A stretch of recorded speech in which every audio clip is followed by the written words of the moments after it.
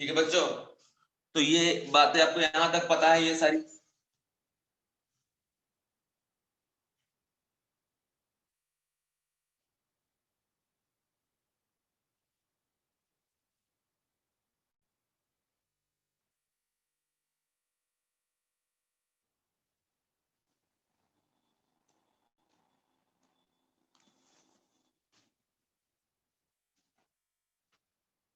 ठीक है, इसके बाद मैंने आपको बताया था कि आप अगर वोलाटाइल सॉल्यूट और वोलाटाइल सॉल्वेंट को मिक्स करते हैं तो वहां पे कैसा करेंगे, ये सारी बातें बताए थे। क्या प्रेशर में चेंज जाएगा, किस हिसाब से वहां पे आप सारा कंडीशन ऑब्जर्व करेंगे, एक एक बात बताया था बच्चों। ठीक है, फिर हमने आपको ये बताया था कि अगर कोई सॉल्यूशन आपने देखा है तो वहां पे जो वेपर फेज में जा रहा है सॉल्वेंट और सॉल्यूट, उसका मोल फ्रैक्शन के बीच का रिलेशन क्या है, ये सारी बातें मैंने आपको बता दिया था। ठीक है, अभी मैं आपसे पूछता हूँ, अभी आपसे एक बात मैं बताता हूँ। तो जो लास्ट क्लास में सारी बातें मैंने बताया था वो सब बात आपको समझ में आ गया था बच्चों? Give me answer please. Last class में जो भी पढ़ाए थे, क्या वो सारी बातें समझ में आ गई थी आपको?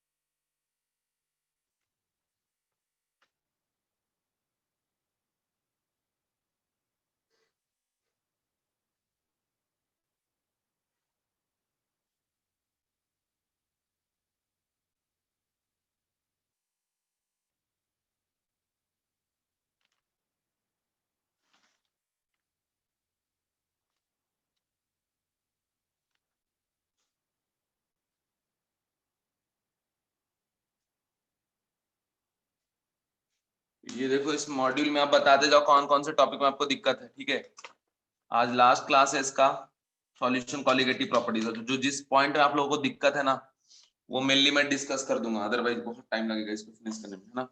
तो ये बच्चों, ये सब तो बता ही दिया आपको पूरा मैंने, ये सारी बात मैंने बता दिया, है ना।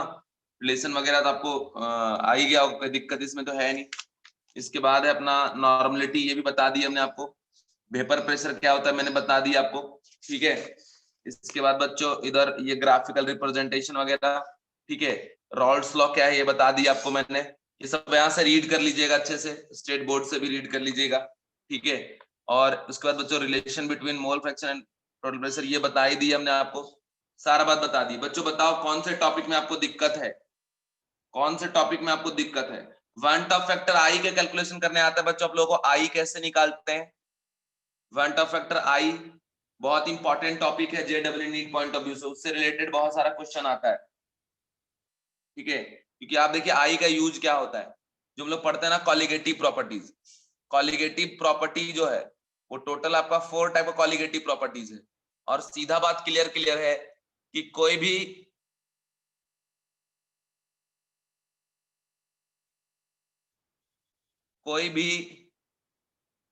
कोई भी कॉलिगेटिव प्रॉपर्टी जो है ना, वो सीधा सीधा बात याद रखें कि अमाउंट ऑफ सॉल्यूट के ऊपर डिपेंड करता है। ठीक है, अमाउंट ऑफ सॉल्यूट के ऊपर डिपेंड करता है, जितना ज्यादा आप उसका यूज करेंगे उसके हिसाब से वहां सारा कंडीशन आता है। समझ रहे बात? अब बात यह कि जो भी कॉलिगेटिव प्रॉपर्टीज हमारे पास कितने टाइप के, 4 टाइप के। एक है आपका RLBP, relative lowering vapour pressure. दूसरा है आपका कौन सा, आपका ऑस्मोटिक प्रेशर। थर्ड है एलिवेशन इन बॉइलिंग पॉइंट, है ना। फोर्थ है डिप्रेशन इन फ्रीजिंग पॉइंट। तो ये 4 है हमारे पास है, जिसमें सीधी बात है कि इन सभी का जब भी जो फॉर्मूला आप डिराइव करेंगे उसमें ये डिपेंड करता है number of mole of solute के ऊपर। दैट इज, आप मोललिटी के टर्म्स में इसको एक्सप्रेस कर सकते हैं। ठीक है, किसके? सॉल्यूट का। नंबर बढ़ेगा तो प्रॉपर्टी में चेंजेस होगा, नंबर कम होगा तो कम होगा। और ये सारी प्रॉपर्टी नंबर पे ही डिपेंड करते हैं और एक दूसरे से कोरिलेटेड होते हैं। अब नंबर बढ़ने और कम होने का मतलब क्या, कि जैसे मान लीजिए आपने बाहर से NaCl ले रखा है और इसको अगर यहाँ पे वाटर में जब आप डिजोल्व करेंगे, ठीक है, तो आप ये तो 1 मोल यहाँ ऐड कर रहे हो, बट यहाँ जाके ये ब्रेक हो रहा है किसमें आपका, Na प्लस और Cl माइनस में, तो ये 1 मोल Na plus NaCl converted into 1 mole Na plus and 1 mole Cl minus, तो टोटल कितना हो गया आपका 2 मोल हो गया। ठीक है, तो यहाँ पे हम पार्टिकल कितना काउंट करेंगे 2।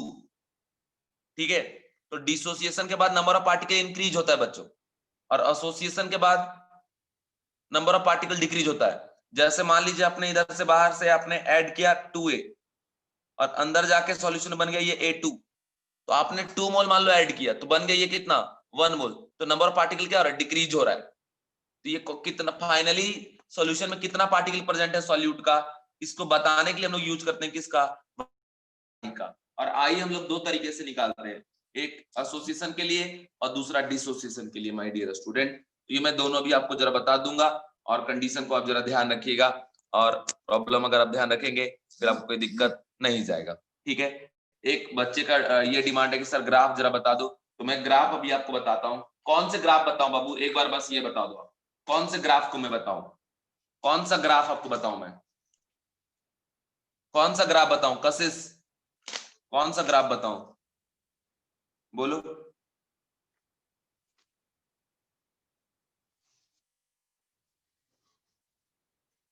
पी नॉट है तो दो ग्राफ बताया था मैंने, एक था आपका वोलेटाइल और वोलेटाइल के मिक्सचर में, दूसरा था नॉन वोलेटाइल सॉल्यूट और वोलेटाइल सॉल्वेंट। तो कौन सा आपको जानना है ये बता दो आप एक बार मुझे बस। Vapour pressure versus mole fraction, तो कौन सा, दो है ना वहां पे, वोलेटाइल सॉल्यूट वाला या नॉन वोलेटाइल सॉल्यूट वाला, वोलेटाइल सॉल्यूट वाला या नॉन वोलेटाइल सॉल्यूट वाला, वोलेटाइल वाला। ओके मैं बताता हूं, देखो जरा ध्यान से। जब वोलेटाइल सॉल्यूट था तो अपने पास क्या आया pressure total P not Pa और प्लस Pb, ये आ गया क्या आपका वेपर प्रेशर ऑफ सॉल्यूशन। क्या लिखते हैं इसके बदले में P not A X A plus P not B, P not B X B. अब देखिए ये ग्राफ इसका मैं ड्रॉ करता हूं यहाँ पे, ग्राफ देखो, इस ग्राफ में इधर हम ले रहे क्या प्रेशर वर्सेस मोल फ्रैक्शन। ठीक है, दो एक्सिस लेके चलते हैं, यहाँ पे एक्स बी का वैल्यू 1 है और यहाँ पे एक्स ए का वैल्यू 1 है, तो यहाँ पे एक्स ए इक्वल टू 0, यहाँ पे एक्स बी इक्वल टू क्या आपका 0। बच्चों एक बात आप ध्यान रखें कि अगर मैं बोल रहा हूं कि ए का वोलेटिलिटी ज्यादा है बी से, तो मतलब P not a greater than what P not B. ठीक है, तो सीधा बात याद रखें, मान लीजिए इस पॉइंट पे पी नॉट बी है, इस पॉइंट पे आपका पी नॉट ए होगा। अब एक बात आप समझ लो, एक बात आप समझ लो कि जिस टाइम पे एक्स बी का वैल्यू 1 होगा, मतलब सिर्फ प्योर है कौन बी लिक्विड, उसमें कोई सॉल्यूशन वगैरह नहीं है, तो जब सिर्फ बी पर जाएंगे तभी तो मोल फ्रैक्शन 1 होगा, उस टाइम का वेपर प्रेशर उसका क्या होगा पी नॉट बी के बराबर।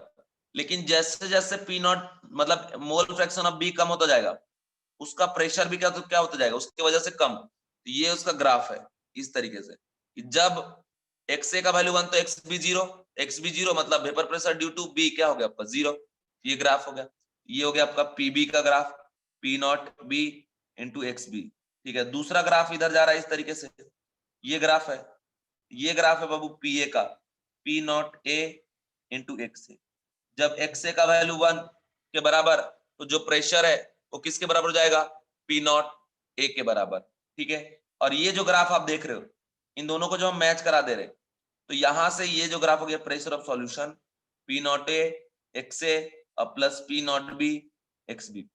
ठीक है, अब ये देखो एक्चुअल में यहां से क्यों स्टार्ट हो रहा है या यहां तक क्यों जा रहा है, तो जब प्योर रहेगा तो यहाँ प्योर बी तो प्रेशर यहाँ होगा, या प्योर ये तो प्रेशर यहाँ होगा, दोनों को मिलाएंगे तो ऑन एवरेज प्रेशर इसी के बीच में कहीं पे होगा। समझ रहे हो बात, तो ये आपका कंडीशन है, ये ग्राफ है आपका जब दो दो कंडीशन को आप मिक्स करते हैं जिसमें से एक वोलेटाइल हो और दूसरा क्या हो बच्चों नॉन वोलेटाइल, दोनों वोलेटाइल हो तब ये कंडीशन है। एक और कंडीशन है आपका वोलेटाइल और नॉन वोलेटाइल का। ठीक है, समझ गए, चलिए ये पॉइंट आपका क्लियर है। और आपको मैं बता दूं बच्चों कि जो आप 4 टाइप ऑफ कॉलिगेटिव प्रॉपर्टीज पढ़ते हैं उसी का ये एक पार्ट है। ठीक है, RLVP relative lowering vapour pressure. अब बच्चों मैं एक चीज पहले आपको बताना चाहता हूं, calculation of one tough factor I, वो भी जरा आप एक बार देख लीजिए, थोड़ा एक कंडीशन, 1 मिनट लगेगा, ज्यादा नहीं लगेगा। क्वांटा फैक्टर आई कैलकुलेट करने का तरीका ये है कि देखो, एक वैल्यू होता है अल्फा का, अल्फा को हम लोग बोलते हैं डिग्री ऑफ डिसोसिएशन, ठीक है, alpha is what degree of dissociation, और इसका वैल्यू अल्फा ग्रेटर देन 0 होता है and less than equal to 1 होता है, ठीक है, इस तरीके से होता है। मतलब कुल मिलाकर हम लोग बोलते हैं alpha greater than 0 and less then 1। कभी भी अल्फा ग्रेटर देन 1 हो ही नहीं सकता, कभी नहीं, मतलब ये पॉसिबल ही नहीं है। अल्फा का वैल्यू 0 मतलब डिसोसिएशन संभव ही नहीं है। अल्फा का वैल्यू 1 मतलब 100% डिसोसिएट हो गया, ठीक है, मतलब कंस्टिट्यूएंट आयन में पूरे तरीके से डिसोसिएट हो गया, ठीक है, समझ रहे, ये बात समझ लीजिए। अब आपको बता दूं कि सॉल्यूशन कॉलिगेटिव प्रॉपर्टी चैप्टर में अगर कोई भी सब्सटेंस आप यूज कर रहे हो और उसके डिग्री ऑफ डिसोसिएशन इंफॉर्मेशन नहीं दिया है, तब आप अल्फा का वैल्यू 1 लेकर ही चलिएगा, ठीक है, समझ रहे बच्चों।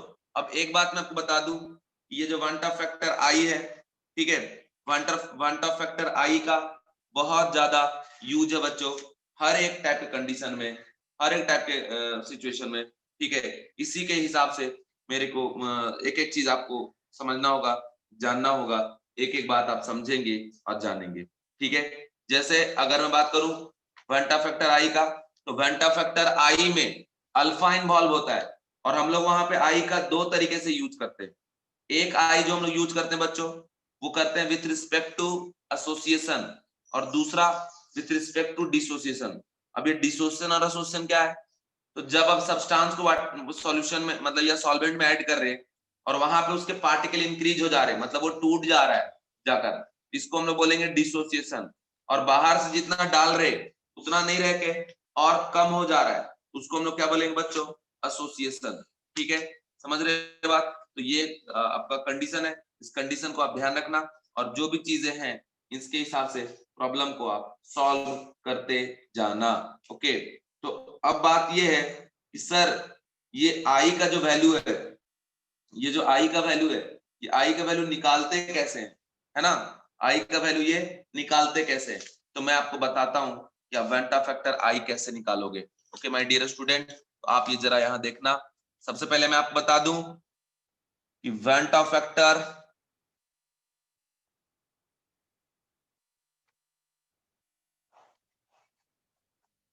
क्वांटा फैक्टर जो आई है, ठीक है, ये आपको बताता है कि फाइनली सॉल्यूशन में सॉल्यूट पार्टिकल कितने हैं, बस नंबर वाइज पार्टिकल बताएगा।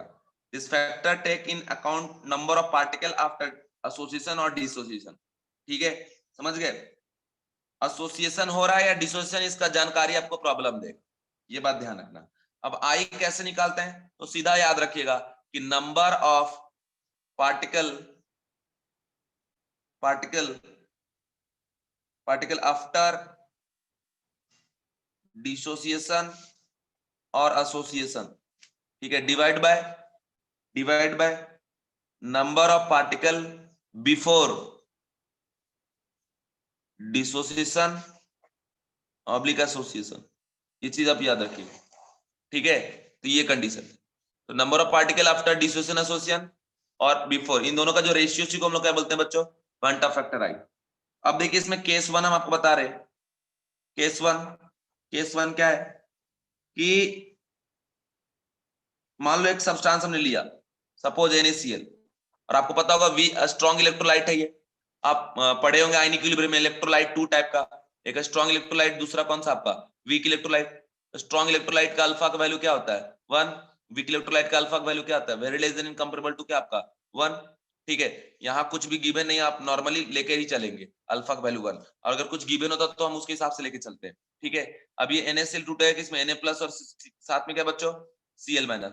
एक बात मैं आपको बता दूं माय डियर स्टूडेंट, इस एरो पे जो दौड़ेगा उसका नाम है अल्फा, ठीक है, 1 के रिस्पेक्ट में, समझ रहे हो। मान लो टाइम इक्वल टू 0 पे आपने इसका मोल ले लिया कितना A0, और ये 0 0, ठीक है, ये कितना ले लिया आपने A0 और ये 0 0। अब इसमें क्या है कि बच्चों याद रखना कोफिशिएंट 1 है तो अल्फा बाहर निकलेगा, ठीक है, और 1 में से अल्फा हमने माइनस करना है, तो ए नॉट में से क्या माइनस होगा, ए नॉट अल्फा, क्योंकि ये जो अल्फा का वैल्यू होता है ना वो 1 मोल के रिस्पेक्ट में डिफाइन होता है। ओके, यहां से क्या बाहर जाएगा, तो बचा यहाँ पे क्या आपका 1 minus alpha, A nought into 1 minus alpha, ये कितना बन जाएगा ए नॉट अल्फा, और ये कितना बन जाएगा यहाँ पे ए नॉट अल्फा। तो कुल मिला के यहाँ याद रखना कि अगर 1 मोल हम लिए तो अल्फा एरो पे दौड़ेगा, अगर ए नॉट लिए तो यहाँ पे क्या दौड़ेगा ए नॉट अल्फा। ठीक है, और उसके हिसाब से जितना जितना कोफिशिएंट होगा उसके हिसाब से यहाँ बना देना है, और कुछ भी करने की जरूरत नहीं है। ठीक है, क्या बात आप ये समझ पा रहे हो कि इस एरो में ए नॉट अल्फा जा रहा है, क्योंकि इसका कोफिशिएंट 1 इसलिए ए नॉट अल्फा, ये भी क्या आपका ए नॉट अल्फा। ठीक है, समझ रहे हो, क्योंकि ये जो अल्फा का वैल्यू है वो 1 मोल के रिस्पेक्ट में डिफाइन होता है। 1 मोल में से कितना मोल डिसोसिएट हो रहा है, तो 1 में से अल्फा डिसोसिएट हो रहा है, तो ए नॉट में से कितना डिसोसिएट होगा ए नॉट अल्फा। ठीक है, तब मोल बिफोर डिसोसिएशन कितना हो गया ए नॉट, आफ्टर डिसोसिएशन कितना हो गया A nought into 1 minus alpha और प्लस ए नॉट अल्फा और प्लस ए नॉट अल्फा। तो अब देखिए A nought minus A nought alpha plus A nought alpha और plus A nought alpha, cut गया, आ गया ए नॉट इंटू 1 प्लस क्या आपका अल्फा। ये आपका क्या है आफ्टर डिसोसिएशन। अब आई का फॉर्मूला क्या हो जाएगा, i is equal to number of mole after dissociation A nought into 1 plus alpha और डिवाइड बाय क्या आपका ए नॉट, काट दो, यहाँ से क्या आ गया i is equal to what, i is equal to 1 plus क्या आ गया अल्फा आ गया। अब अगर अल्फा का वैल्यू आप 1 पुट कर देंगे यहाँ पे तो 1 प्लस 1 क्या हो जाएगा बच्चों 2 हो जाएगा। मैक्सिमम वैल्यू आई का अल्फा का तो 1 ही हो सकता है ना, उससे ज्यादा तो होगा नहीं, होगा क्या नहीं होगा। तो वही मैं बोल रहा हूँ, अगर ये 100% टूटा 100% टूटा तो ये 2 मोल यहाँ से जनरेट होगा, 1 में से 2 जनरेट हो जाएगा। ठीक है, तो ये बात आप ध्यान रखना, समझ रहे हो बात आप, इस बात को आप ध्यान रखिएगा कि अगर 100% टूट गया तो यहाँ पे आपने अल्फा पुट कर दिया 1, अगर मान लो बोलता 50% डिसोसिएट हो रहा है, ठीक है, क्योंकि आपको पता होगा कि डिग्री ऑफ डिसोसिएशन जो होता है वो बता ही दिया अल्फा जो है, अगर अल्फा में आप 100 मल्टीप्लाई कर देंगे तो परसेंटेज ऑफ क्या आ जाएगा डिसोसिएशन, है ना। तो मतलब परसेंटेज में अगर 100 डिवाइड कर देंगे किसका वैल्यू निकल जाएगा अल्फा का। ओके बच्चों, क्लियर है।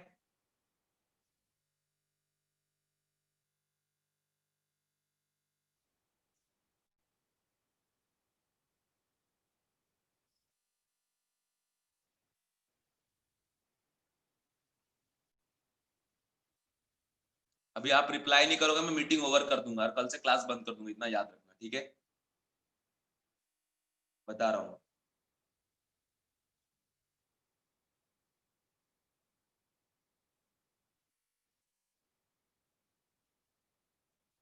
मैं बता रहा हूँ वो जो आप पूछ रहे बता रहा हूँ, पहले आई का वैल्यू निकालना बता देता हूँ। ठीक है, ये हो गया, देख लिए।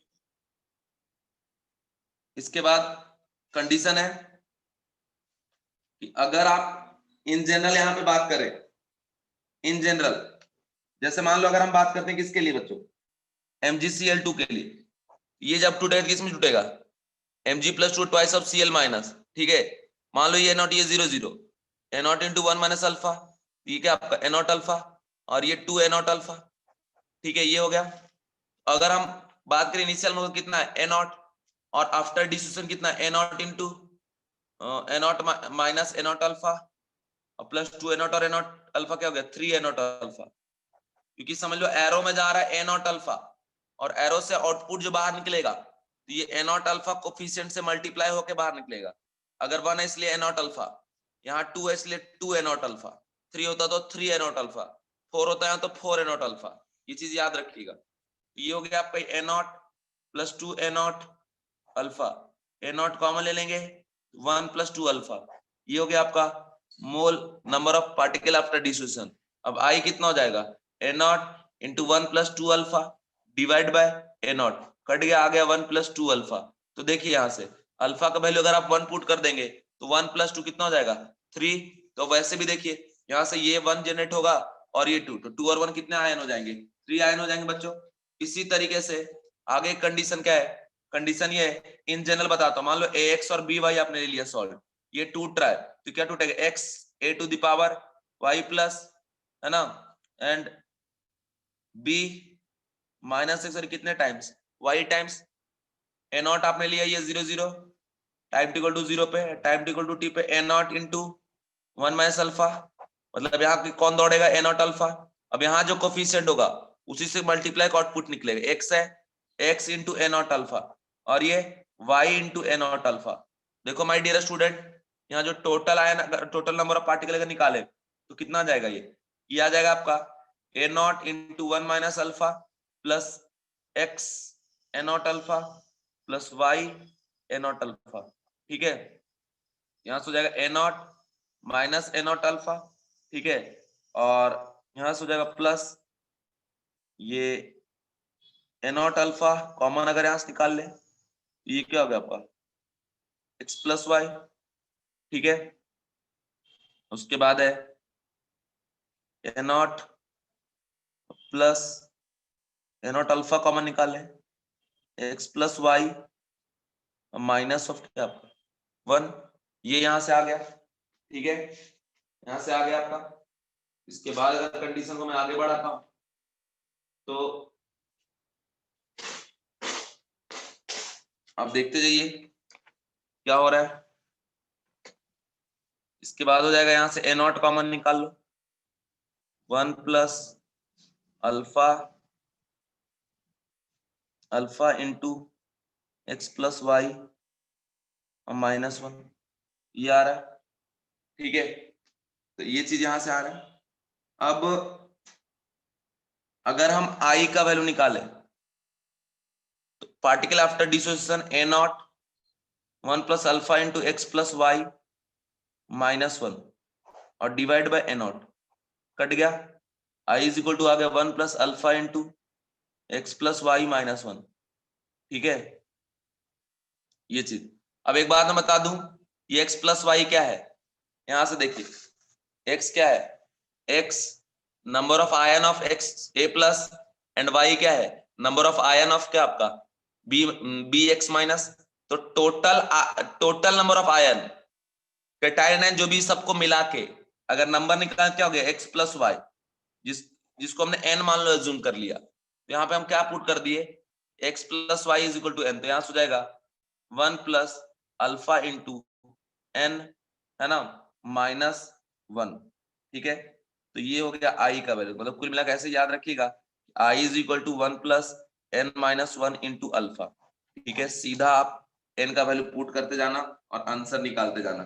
ठीक है, जैसे मान लो अगर आपको ऐसे लिख के दे दिया ए बी टाइप का सॉल्ट है और अल्फा का वैल्यू 1 है, ठीक है, तो ये टूटेगा तो a प्लस और b माइनस बनाएगा, तो नंबर वाइज 2 आयन बनाएगा, तो i इज इक्वल टू क्या आ जाएगा 1 प्लस 2 माइनस 1 और इंटू अल्फा का वैल्यू 1, तो कितना हो गया 1 प्लस 2 माइनस 1 1, तो ये 2 आयन हो जाएगा।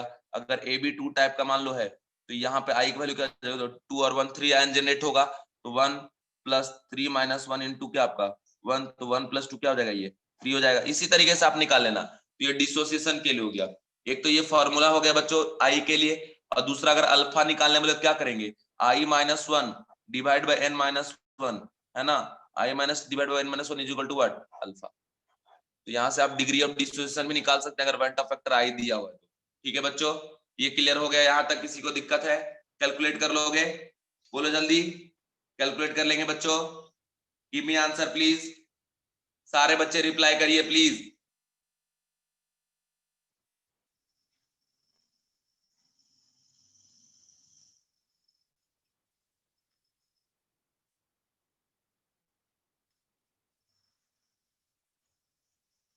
ठीक है, इसके बाद देखिए अगर मान लो एसोसिएशन के रिस्पेक्ट में देखें, एसोसिएशन के रिस्पेक्ट में, एसोसिएशन मतलब एसोसिएट होकर नंबर ऑफ पार्टिकल कम होंगे। ठीक है, एक तो डिसोसिएशन हो गया और दूसरा क्या है बच्चों एसोसिएशन, और एसोसिएशन में क्या बता रहा हूं कि नंबर ऑफ पार्टिकल डिक्रीज होकर कम हो जाएंगे, मतलब उसमें हो जाएगा डाइमराइजेशन ट्राइमराइजेशन, है ना, मतलब दो आयन कंबाइन करके, ठीक है, सिंगल में कन्वर्ट हो जाएगा।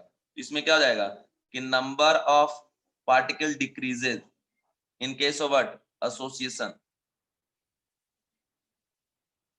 एसोसिएशन। ठीक है, अब इसमें अब याद रखिएगा फर्स्ट जो है वो डायमराइजेशन है,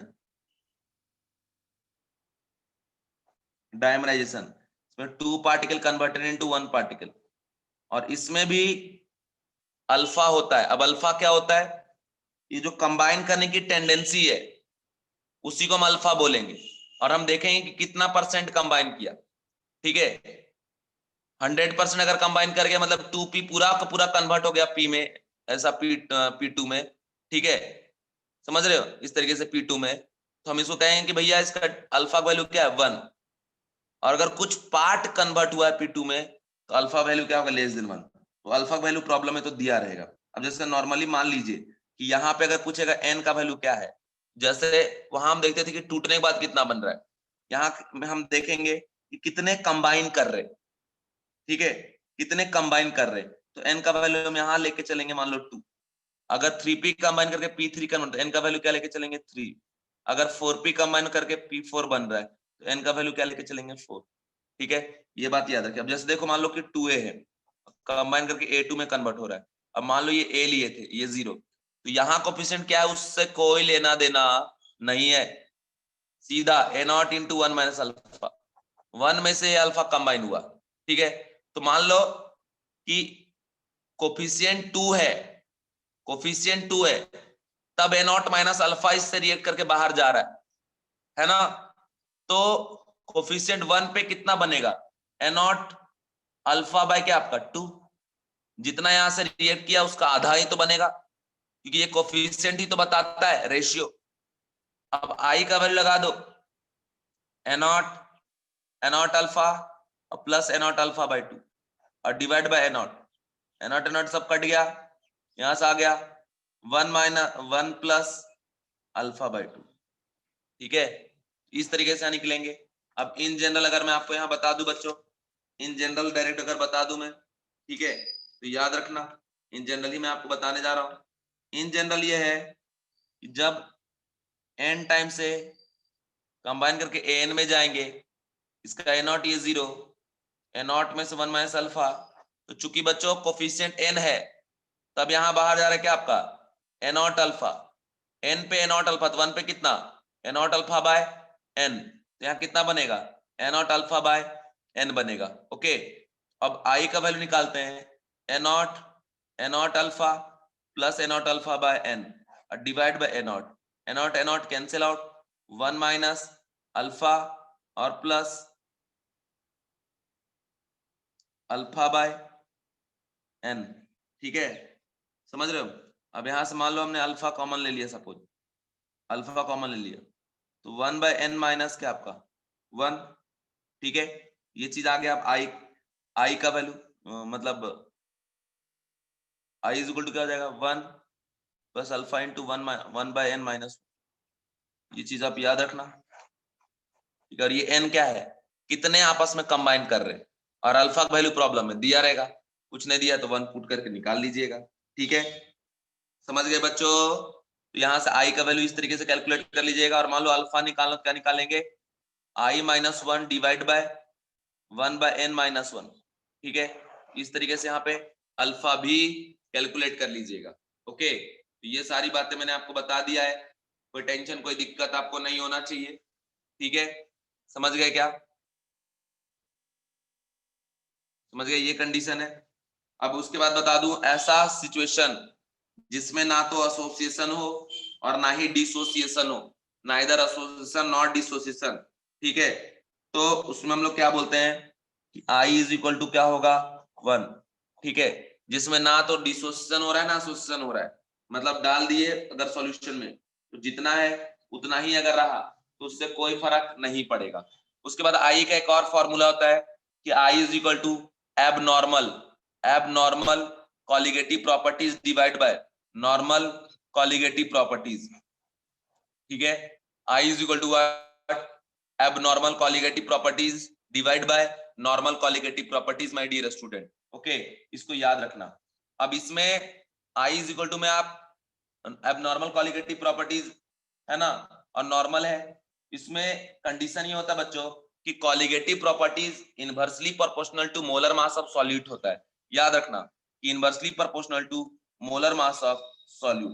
तो यहाँ पे हम लोग ये भी पुट करते हैं कि I is equal to normal molar mass divide by abnormal molar mass. ठीक है, तो अब ये क्या कंडीशन है कि एबनॉर्मल मतलब एबनॉर्मल सिचुएशन पे डिसोसिएशन के बाद, है ना, ये सारी बातें इसको याद रखिएगा। जैसे मान लो कि आपने CH3CO एसिटिक एसिड लिया, ठीक है, और इसको वाटर में ऐड किया, तो बिफोर डिसोसिएशन ये तो CH3COH है, लेकिन ये वाटर में जाके टूटेगा CH3COO- और H प्लस का फॉर्मेशन करेगा, और आपको पता है इसका अल्फा वेरी लेस देन 1 होता है क्योंकि दिस इज वीक इलेक्ट्रोलाइट। ठीक है, तो याद रखना इसका जो नॉर्मल मोलर मास है वो तो 60 है, but mass abnormal not equal to 60, ये चीज आप याद रखिएगा। ठीक है, और एक बात हमेशा याद रखना कि जो एबनॉर्मल मोलर मास है इन केस ऑफ डिसोसिएशन, ठीक है, और mass abnormal in case of association, दोनों में याद रखना एसोसिएशन में abnormal molar mass greater than होता है मास नॉर्मल। ठीक है, और abnormal molar mass in case of dissociation, ठीक है, लेस देन होता है मास नॉर्मल। इसका मतलब अगर एसिटिक एसिड का हम बात करें तो ग्रेटर देन 60 होगा इन केस ऑफ एबनॉर्मल मोलर मास, और कब, जब एसोसिएशन होता, और अगर डिसोसिएशन हो रहा है तो फिर क्या होगा, लेस देन 60 होगा। ठीक है, तो ये बात आप ध्यान रखना। क्लियर, समझ रहे बच्चों, समझ रहे हो, समझ रहे, ये बात यहां तक आपको समझ में आ रहा है क्या, बात समझ में आ रहा है, गिव मी आंसर प्लीज। ये जो बात बताया समझ में आ रहा है, बहुत इंपॉर्टेंट बात है, याद रखना। ठीक है, इसके बाद है बच्चों, एक बात बता दूं, सीधा सीधा याद रखिएगा कि in case of dissociation molar mass decreases, in case of association molar mass increases. My dear student, जो मैंने आपको बता दिया है।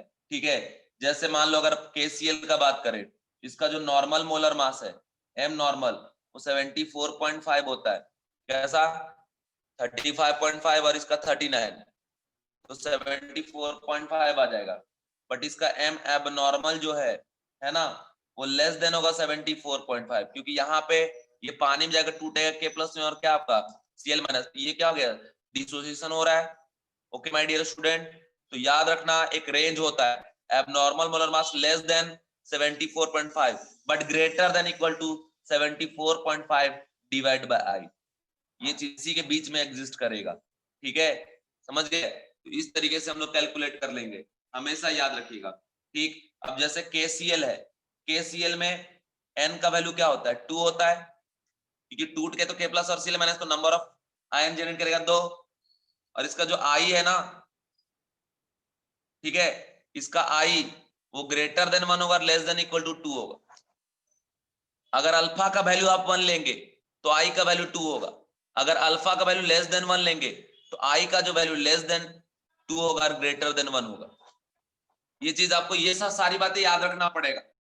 अब बोलोगे सर ये कैसे, तो 100% डिसोसिएट होगा तो K प्लस Cl माइनस, तो I का वैल्यू 2, लेकिन अगर मान लो DOD 100% आपको नहीं दिया है डिग्री ऑफ डिसोसिएशन, तो आप तो 100% लेके नहीं चलोगे, तो उस केस में I का वैल्यू जो है लेस देन 2 आएगा और ग्रेटर देन 1 आएगा। ठीक है, समझ गए, तो ये बात आप ध्यान रखना। ओके, यही चीज एसोसिएशन में अगर बात करते हैं तो ऐसा हो जाता है कि नॉर्मल मोलर मास से ज्यादा होता है mass abnormal, but less than equal to m normal divide by i. और आप याद रखिएगा कि एसोसिएशन में आई का जो वैल्यू है ना, वो लेस देन होता है 1। ठीक है, ये चीज है, तो आपको वेंट ऑफ फैक्टर आई के बारे में जितनी भी तरीके की बातें थी, सारी बातें मैंने बच्चों आपको बता दिया। ठीक है, उम्मीद करता हूं आपको मेरा बात समझ में आया होगा, आप इससे सीखे होंगे, कुछ समझे होंगे, है ना, और कंडीशन आपको समझ में आया होगा। ठीक है बच्चों, समझ में आया बात आपको। ठीक है, अब हम लोग बात करते हैं कंडीशन का, कॉलिगेटिव प्रॉपर्टी का।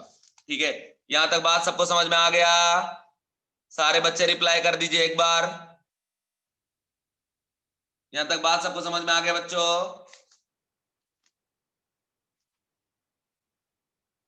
ठीक है, अब देखिए हमारे पास है कॉलिगेटिव प्रॉपर्टीज।